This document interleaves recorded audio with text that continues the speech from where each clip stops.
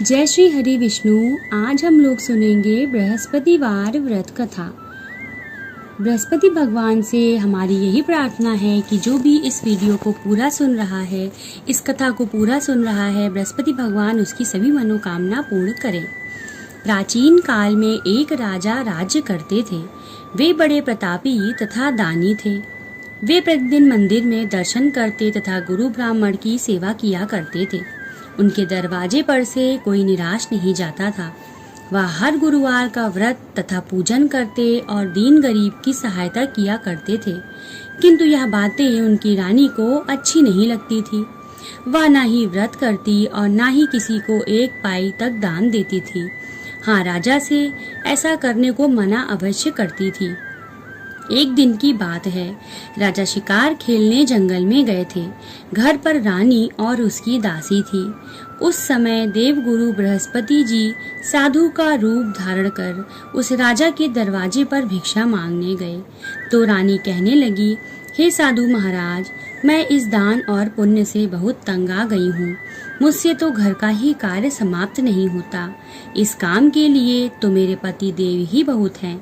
आप इस प्रकार की कृपा करें कि यह सब धन आदि नष्ट हो जावे तथा मैं सुख से सो सकूं। साधु बोले, देवी तुम बड़ी विचित्र हो। संतान धन से कोई दुखी नहीं होता है, इसको सभी चाहते हैं। पापी भी पुत्र एवं धन की इच्छा करता है। अगर आपके पास धन है तो भूखे मनुष्यों को भोजन एवं पानी की प्याऊ लगवाओ, ब्राह्मणों को दान दो, धर्मशाला, कुआं, तालाब, बावड़ी, बगीचा आदि का निर्माण कराओ, निर्धन मनुष्यों की कुंवारी कन्याओं का विवाह करवाओ और अनेकों यज्ञादि धर्म कार्य हैं। इस प्रकार के करने से तुम्हारा कुल और तुम्हारा नाम लोक प्रसिद्ध होकर अंत में स्वर्ग की प्राप्ति होगी। किंतु वह रानी इन बातों से खुश न हुई। वह बोली, महाराज, मुझे ऐसे धन की आवश्यकता नहीं है जिसका मैं और अन्य मनुष्यों को दान दूं तथा जिसको रखने उठाने में मेरा सब समय बर्बाद हो। साधु ने कहा, हे देवी, यदि तुम्हारी ऐसी ही इच्छा है तो मैं तुम्हें जैसे कहता हूँ वैसा ही करो। बृहस्पतिवार के दिन घर को पोतकर अपने सिर के बालों को धोते हुए स्नान करना। राजा से कहना, हजामत बनवाए, भोजन में मांस मदिरा आदि खावे, कपड़े धोबी को धुलावे को दे। इस प्रकार 7 गुरुवार तक ही तुम्हारा सब धन नष्ट हो जाएगा। ऐसा कर साधु चले गए। रानी ने साधु के बताए वचन के अनुसार वैसा ही किया और 3 बृहस्पतिवार बीतते ही उनका संपूर्ण धन नष्ट हो गया। भोजन के लिए वे दोनों समय भूखे तरसने लगे और संसार के सभी रोगों से घिर गए। तब राजा ने रानी से कहा कि तुम यहीं पर रहो, मैं दूसरे देश को जाता हूँ, क्योंकि यहाँ पर मुझे सभी जानते हैं, इसलिए कोई भी कार्य नहीं कर सकता। ऐसा कर राजा परदेश चला गया। वहाँ जंगल से लकड़ी काट शहर में बेचकर जीवन व्यतीत करने लगा। इधर राजा के घर पर रानी और दासी भारी दुखी हो गई। वे किसी दिन बिना भोजन के ही जल पीकर रह जाती थी। एक बार जब रानी और दासी को 7 रोज बिना भोजन के व्यतीत हो गए, तब रानी ने अपनी दासी से कहा, हे दासी, यहाँ पास के नगर में मेरी बहन रहती है। वह बड़ी धनवान है। तू उसके पास जा और 5 सेर बेझर मांग के ले आ, जिससे कुछ समय के लिए गुजारा हो जावे। रानी की आज्ञा मानकर दासी उसकी बहन के पास गई। रानी की बहन उस समय पूजा कर रही थी। उस रोज बृहस्पतिवार का दिन था। जब दासी ने रानी की बहन को देखा तो वह उससे बोली, हे रानी, मुझे तुम्हारी बहन ने भेजा है, अतः मेरे लिए 5 सेर बेझर दे दो। दासी के अनेक बार कहने पर भी रानी ने कुछ उत्तर न दिया, क्योंकि वह उस समय बृहस्पतिवार के व्रत की कथा सुन रही थी। जब दासी को उत्तर नहीं मिला तो वह बहुत दुखी हुई तथा क्रोध भी आया और लौटकर अपने गांव में रानी के पास आकर बोली, हे रानी, तुम्हारी बहन छोटे मनुष्यों से बात नहीं करती। जब मैंने उससे बार बार कहा तो भी उसने किसी प्रकार का उत्तर नहीं दिया। मैं लौटकर चली आई।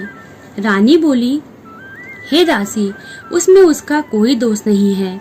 जब बुरे दिन आते हैं तो कोई सहारा नहीं देता। अच्छे और बुरे का पता आपत्ति काल में ही लगता है। जैसी ईश्वर की इच्छा होगी वैसा ही होगा। यह सब हमारे भाग्य का दोष है। उधर उस रानी ने देखा कि मेरी बहन की दासी आई थी, पर मैं उससे नहीं बोली। इससे वह बहुत दुखी हुई होगी। यह सोचकर कथा को सुन भगवान का पूजन समाप्त करके वह अपनी बहन के घर चली गई। वहाँ अपनी बहन से कहने लगी कि हे बहन, मैं बृहस्पतिवार का व्रत कर रही थी। तुम्हारी दासी गई थी, परंतु जब तक कथा होती है बहन, तब तक ना तो उठते हैं और ना ही बोलते हैं, इसलिए मैं ना बोली। कहो दासी, क्यों गई थी? रानी बोली, बहन, हमारे यहाँ खाना नहीं था, इसलिए मैंने दासी को तुम्हारे पास 5 सेर बेझर लेने को भेजी थी। रानी बोली, देखो, बृहस्पतिवार भगवान सबकी मनोकामना पूर्ण करते हैं। देखो, शायद तुम्हारे घर में नाज रखा हो। इस प्रकार बहन के वचन जब रानी ने सुने तो वह घर के अंदर गई और वहाँ उसे एक घड़ा बेझर का भरा मिल गया। अब तो रानी और दासी बहुत ही प्रसन्न हुई। तब दासी कहने लगी, हे रानी, देखो, वैसे हमको जब भोजन नहीं मिलता तो हम रोज ही व्रत करते हैं।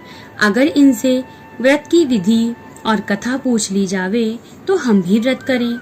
तब उस रानी ने अपनी बहन से पूछा, हे बहन, बृहस्पतिवार के व्रत की कहानी क्या है और यह व्रत कैसे करना चाहिए?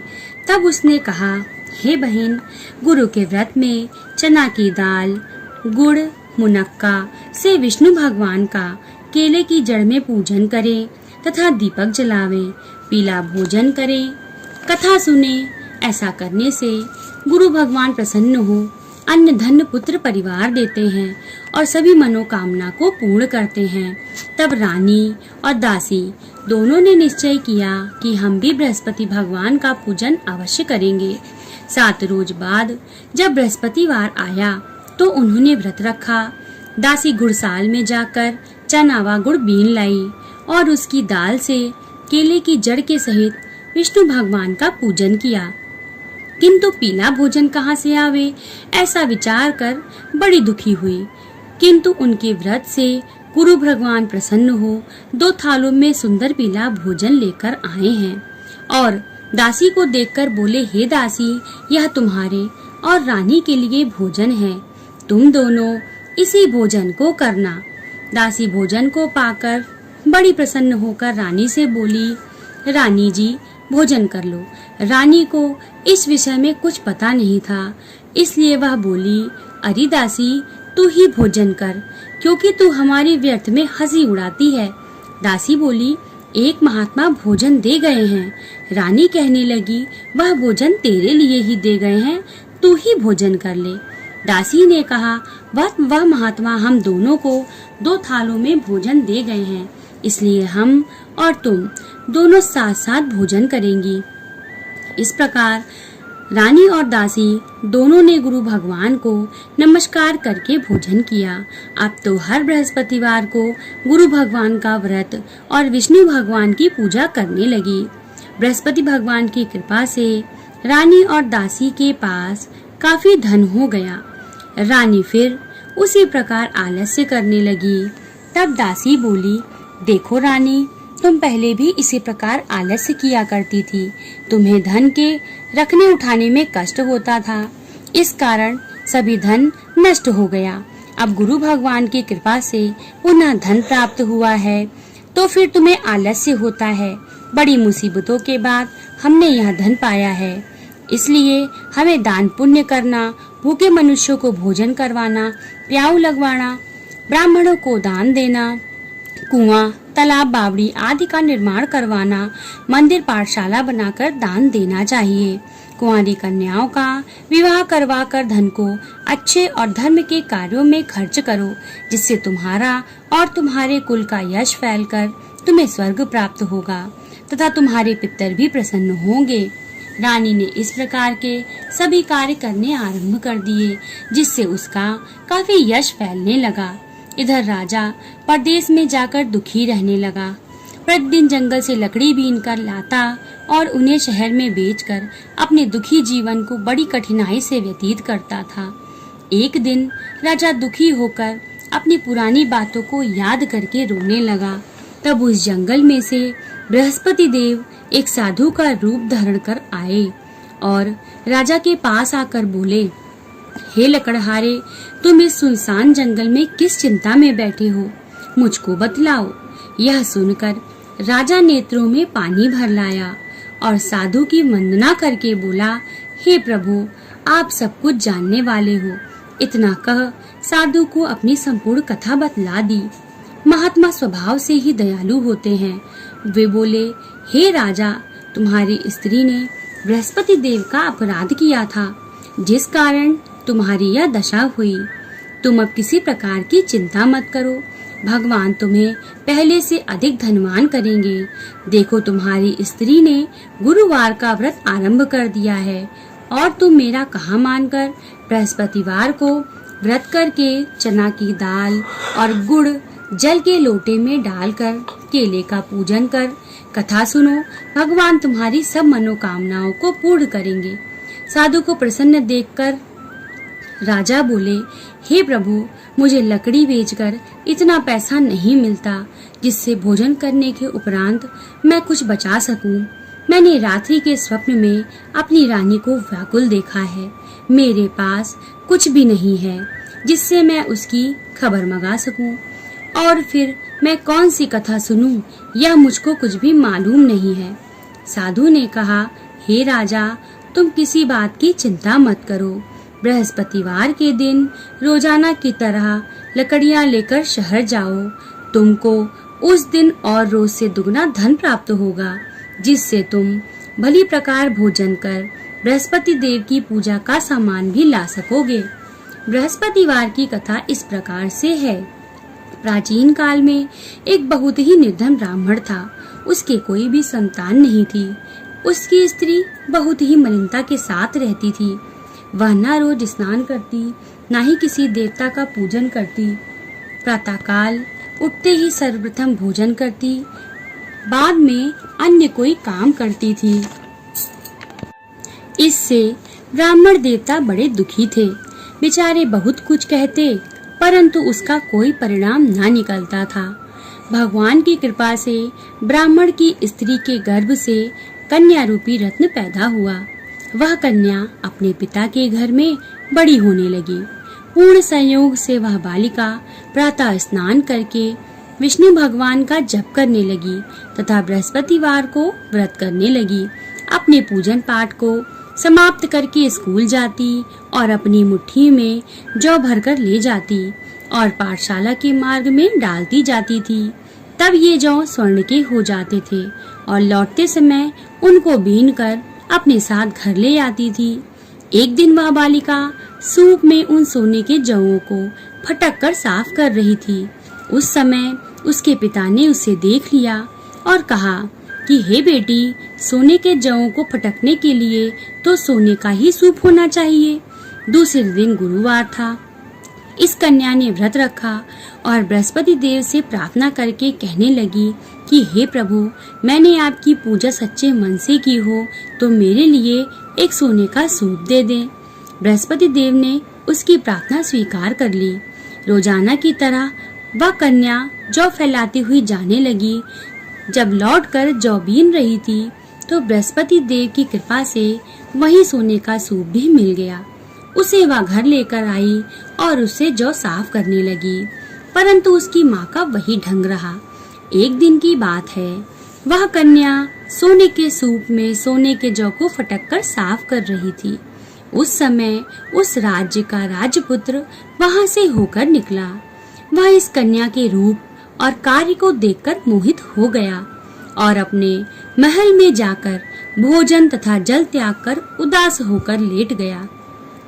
राजा इस समाचार को पाकर अपने प्रधानमंत्रियों के साथ उसके पास गए और बोले, बेटा, तुम्हें किस प्रकार का कष्ट है? किसी ने तुम्हारा अपमान किया है अथवा और कोई कारण है? सो कहो, मैं वही कार्य करूँगा जिससे तुम्हें प्रसन्नता हो। अपने पिता की बात सुनकर वह बोला, मुझे आपकी कृपा से किसी बात का दुख नहीं है और ना ही किसी ने मेरा अपमान किया है, परंतु मैं उस लड़की के साथ विवाह करना चाहता हूँ जो सोने के सूप में सोने के जौ को साफ कर रही थी। राजा यह सुनकर आश्चर्य में पड़ गया और बोला, हे बेटा, इस प्रकार की कन्या का पता तुम ही लगाओ, मैं उसके साथ तेरा विवाह अवश्य कर दूंगा। राजकुमार ने राजा को उस लड़की के घर का पता बतला दिया। तब मंत्री उस लड़की के घर गए और ब्राह्मण को राजा का कहा सभी हाल बतलाया। ब्राह्मण देवता राजकुमार के साथ अपनी कन्या का विवाह करने के लिए तैयार हो गया और विधि विधान के अनुसार ब्राह्मण की कन्या का विवाह राजकुमार के साथ हो गया। कन्या के घर से जाते ही पहले की भांति उस ब्राह्मण देवता के घर में गरीबी का निवास हो गया। अब भोजन के लिए भी अन्न बड़ी मुश्किल से प्राप्त होने लगा। एक दिन बहुत दुखी होकर ब्राह्मण देवता अपनी पुत्री के पास गए। बेटी ने पिता को दुखी अवस्था में देखा और उनसे अपनी माँ का कुशल हाल पूछा। तब ब्राह्मण ने अपना सभी हाल कहा। कन्या ने बहुत सा धन देकर अपने पिता को विदा किया। इस प्रकार उस ब्राह्मण का कुछ समय सुखपूर्वक व्यतीत हुआ, किंतु कुछ दिन बाद फिर वही हाल हो गया। ब्राह्मण फिर अपनी कन्या के यहाँ गया और सभी हाल कहा।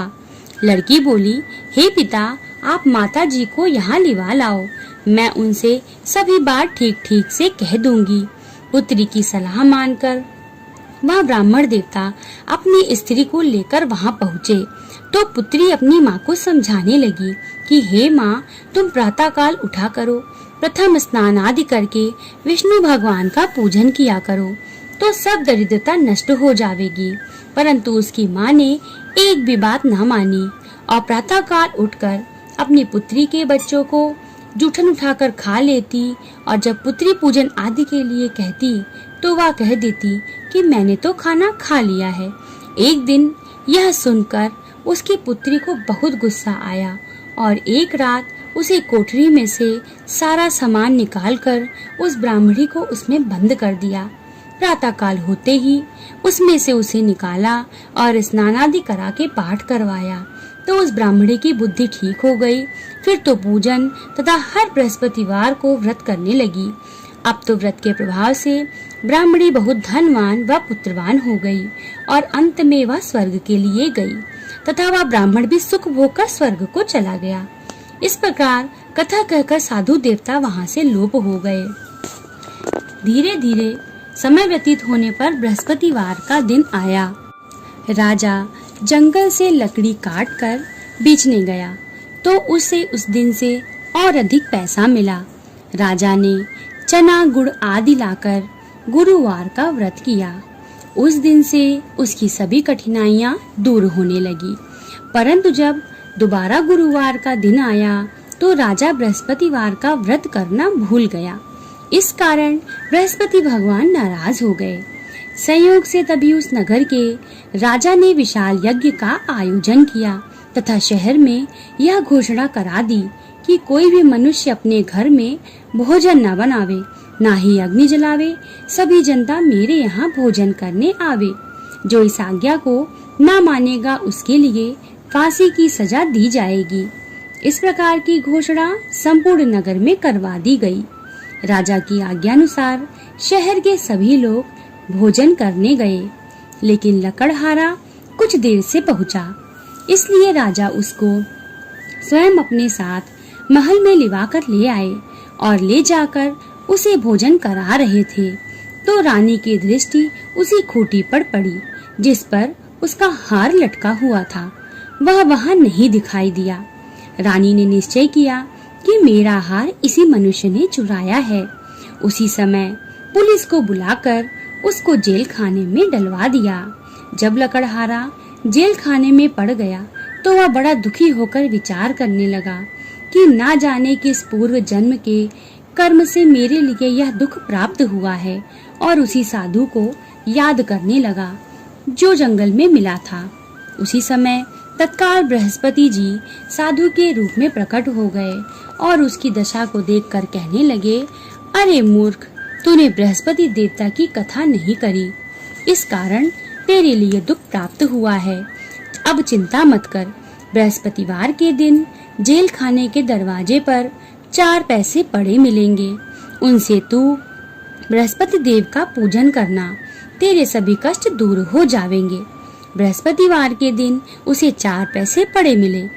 राजा ने कथा की तो उसी रात्रि को बृहस्पति देव ने उस नगर के राजा को स्वप्न में कहा, हे राजा, तुमने जिस आदमी को जेल खाने में बंद कर दिया है वह निर्दोष है, उसे छोड़ दो। रानी का हार उसी खूंटी पर लटका हुआ है, अगर तू उसे नहीं छोड़ेगा तो मैं तेरा राज नष्ट कर दूंगा। इस प्रकार के रात्रि के स्वप्न को देख राजा प्रातःकाल उठा और खूंटी पर हार को देखकर लकड़हारे को बुलाकर क्षमा मांगी और राजा के योग्य सुंदर वस्त्र आभूषण देकर विदा किया तथा गुरुदेव की आज्ञा के अनुसार राजा प्रदेश में रहकर बृहस्पतिवार का व्रत करते हुए आनंद पूर्वक रहने लगा। अब एक दिन रानी और दासी विचार करने लगी कि ना जाने राजा किस प्रकार से हैं, उनकी कोई खबर ही नहीं मिलती। तो गुरु भगवान से उन्होंने प्रार्थना करी। भगवान ने रात्रि के स्वप्न में राजा से कहा, हे राजा, उठ उठ, तेरी रानी तुझको याद करती है, तू अपने देश को चला जा। राजा प्रातःकाल उठा और विचार करने लगा। स्त्री जाति खाने और पहनने की संगीन होती है, पर भगवान की आज्ञा मानकर वह अपने नगर के लिए चल दिया। राजा जब नगर के निकट पहुंचा तो उसे बड़ा ही आश्चर्य हुआ। नगर में पहले से अधिक बाग, तालाब और कुएं हैं। बहुत सी धर्मशाला, मंदिर बन गए हैं। राजा ने पूछा, यह किसका बाग और धर्मशाला है? तब नगर के लोग कहते हैं कि यह सब रानी और बांदी के हैं। तो राजा को और भी आश्चर्य हुआ तथा गुस्सा भी आया। जब रानी ने यह खबर सुनी कि राजा आ रहे हैं तो उसने बांदी से कहा, हे दासी, देख राजा हमको कितनी बुरी हालत में छोड़ गए थे, कहीं हमारी ऐसी हालत को देखकर लौट न जाएं, इसलिए तू दरवाजे पर खड़ी हो जा। आज्ञा अनुसार दासी दरवाजे पर खड़ी हो गई और राजा आए तो उन्हें लिवा लाई। तब राजा ने क्रोध करके अपनी तलवार निकाली और पूछने लगे, बताओ यह धन तुम्हें कैसे प्राप्त हुआ? तब रानी ने कहा, हमें यह सब धन बृहस्पति जी के व्रत के प्रभाव से प्राप्त हुआ है। यह सुन राजा ने निश्चय किया कि 7 रोज बाद तो सभी बृहस्पति देव का पूजन करते हैं, परंतु मैं अब रोजाना दिन में 3 बार कथा करूंगा और रोज व्रत किया करूंगा। अब हर समय राजा के दुपट्टे में चने की दाल बंधी रहती और दिन में 3 बार कथा कहता। एक दिन राजा ने विचार किया, चलो अपनी बहन के यहाँ हो आवे। इस प्रकार निश्चय कर राजा घोड़े पर सवार होकर अपनी बहन के यहाँ चलने लगा। मार्ग में उसने देखा कि कुछ आदमी मुर्दे को लिए जा रहे हैं।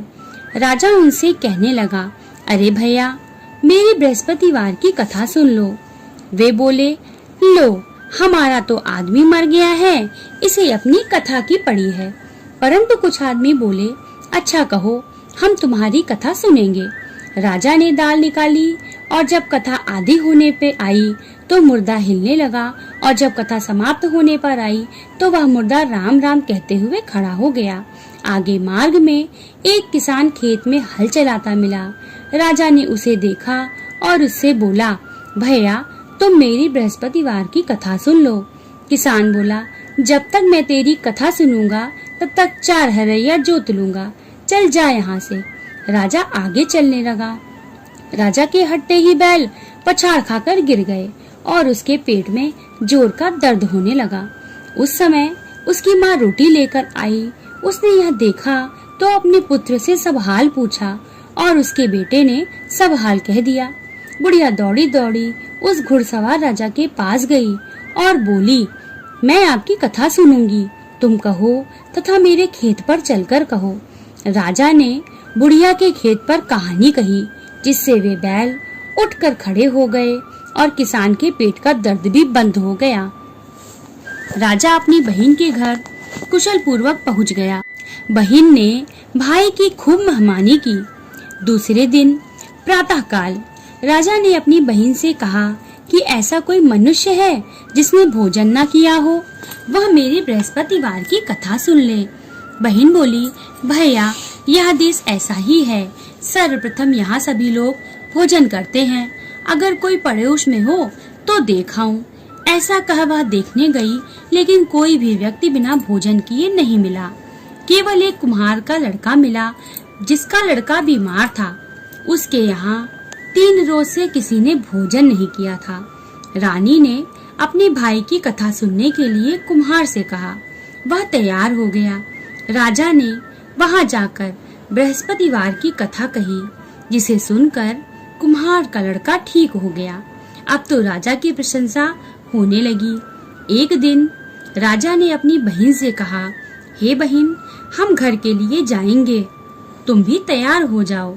यह बात बहन ने अपनी सास से कही। सास बोली, तेरे भाई के संतान नहीं है, अतः तू जाना, बिना बच्चों के जाना। बहन ने भैया से यह सब बातें कह दी।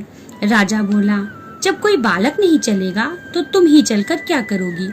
बड़े दुखी मन से राजा अपने नगर को लौटा और रानी से कहा, हम संतानहीन हैं, हमारा मुख दिखाने का धर्म नहीं है और कुछ भोजन आदि नहीं किया। रानी बोली, हे प्रभु, बृहस्पति देव ने हमें सब कुछ दिया है, वे हमें संतान अवश्य देंगे। उसी रात्रि को बृहस्पति देव ने राजा से स्वप्न में कहा, हे राजा, उठ, सभी सोच त्याग दे, तेरी रानी के गर्भ है। राजा को बड़ी खुशी हुई। 9वें महीने में उसके पुत्र पैदा हुआ। यह समाचार सुनकर बहन बहुत खुश हुई तथा बधाई लेकर अपने भाई के यहाँ आई। तब रानी ने कहा, बुलाने पर नहीं आई, बिना बुलाए आई। नंद बोली, भाभी, मैं इस प्रकार से ना कहती तो तुम्हें संतान कैसे प्राप्त होती। बृहस्पति देव ऐसे ही हैं, जैसे जिसके मन में कामनाएं होती हैं, वे सभी को पूर्ण करते हैं। जो भावना से प्रेम पूर्वक बृहस्पति भगवान का व्रत करता है, उनकी कथा सुनता अथवा सुनाता है, बृहस्पति देव उनकी सभी मनोकामनाएं पूर्ण करते हैं। बोलो श्री बृहस्पति भगवान की जय।